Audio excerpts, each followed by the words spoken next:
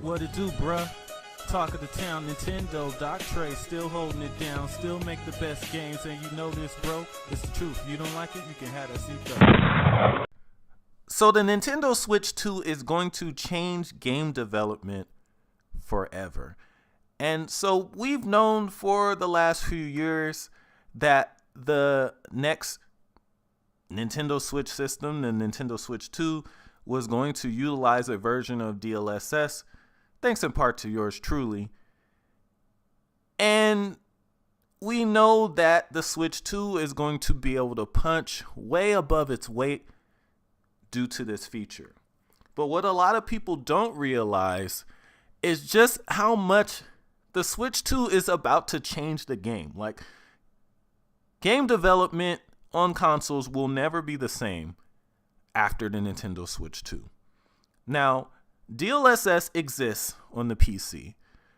PSSR, which is a DLSS-like feature, is on the new PlayStation 5 Pro.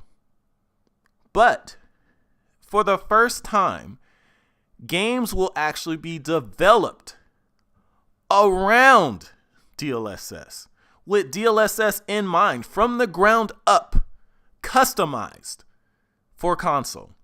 And that has never happened before. There's games that on the PC that you can use DLSS for, but it is optional. There's games on the PlayStation 5 Pro that use PSSR, but that is optional. These games are still playable on the PlayStation 5 without PSSR. These games are still playable on the PC without DLSS.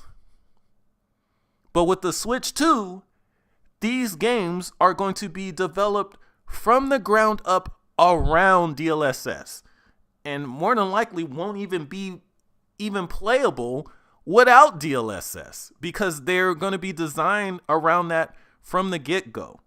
And that's going to shake things up, because if what happens, what I think is going to happen, a lot of people are going to be amazed at just what the Switch 2 is capable of due to DLSS and due to apparently having a customized version of DLSS. And why having a specialized customized version of DLSS is exciting is because if it's customized, there's no way to rule out any features of DLSS being in there or not being in there.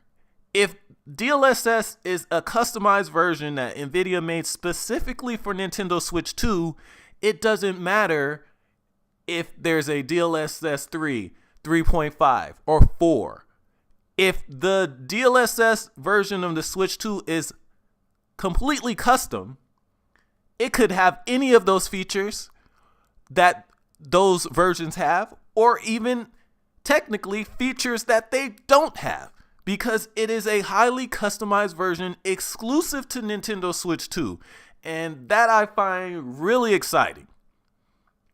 I think these games are going to end up really blowing us away and might actually have you second guessing just why these other systems have to be so, large, so big. And I think that in the future, maybe even the PlayStation 6 or maybe even the next Xbox or whatever ends up coming out, once they utilize techniques similar to DLSS and use machine learning to help with the graphics, I think these consoles, their next consoles will actually be a lot smaller than they are today, even though they're going to be way more powerful. And I think the Switch 2 is going to be the console that helps set the precedent for that. But I'm very excited to see how these Switch 2 games look, especially the Nintendo, the exclusive games. These games are probably going to knock our socks off, because honestly, even Switch first-party games still look like, a lot of them still look pretty damn good. Like, when you think about it, like, they still look really good. Not all of them, but quite a few of them look really, really good, even on a 4K TV. So just imagine a system that's up to 10 times more powerful than the Switch, 12 gigs of freaking RAM, and a highly customized version of DLSS specifically for the system. And the games are designed and created to take complete advantage of DLSS for the first time. This will be the first time that games are being developed strictly around DLSS. These games are going to look incredible. I don't think you guys are ready.